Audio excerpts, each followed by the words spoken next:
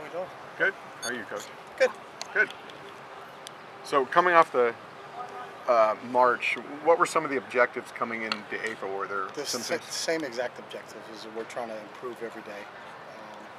Can you be better in training session 7 than you were in 6? And today, are you better in? Can you work on being better in 8 than you were in 7? So the objectives for what we're whole thing for the spring. It wasn't our first half, second half of the years.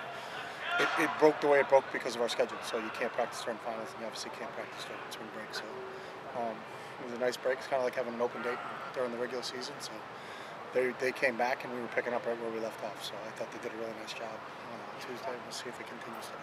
Do you like having that break? Does it give you a sense of? I don't care. You don't care. It's however the schedule falls, the schedule falls. So this is how the schedule works, and we work off of it. It's the same thing when they ask you about your schedule in the fall. Like, do you like where your open date is? Well, we have no control over it, so I don't worry about it. So just tell us when it is, and we'll adjust accordingly. On tape, how are the defensive backs looking on tape for you during spring? They're good.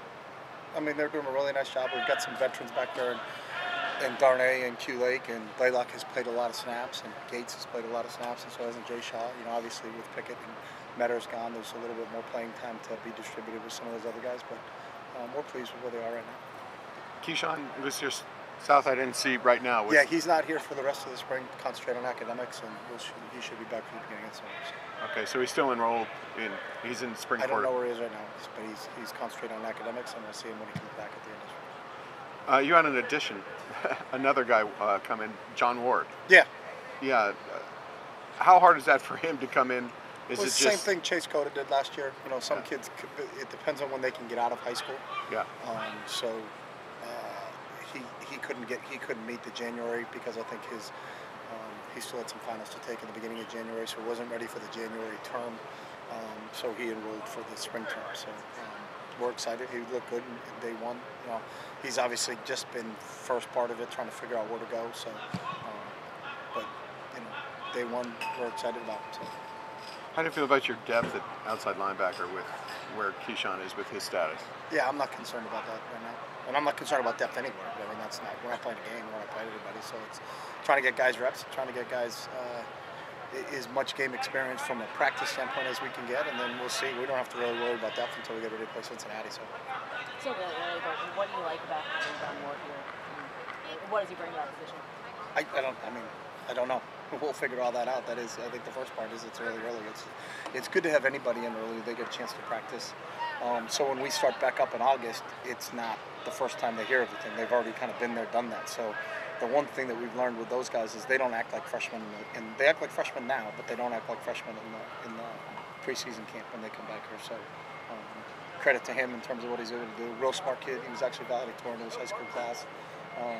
But coming in early is a decision that we leave up to the individual. If they do, fantastic. If they don't, I understand the high school experience. Some kids are participating in spring sports, so it doesn't work out for them. Sometimes your high school doesn't allow you to do it, so it's neither a positive or a negative. We don't get mad at kids if they can't do it, but if they can, then I think it helps them. From a recruiting standpoint, what did you see when you were recruiting him? Big, strong, physical kid that is a tough, hard-nosed, go to work every day type of guy. So we're real excited and really smart football player. So excited to get him out here and integrate him into what we're doing.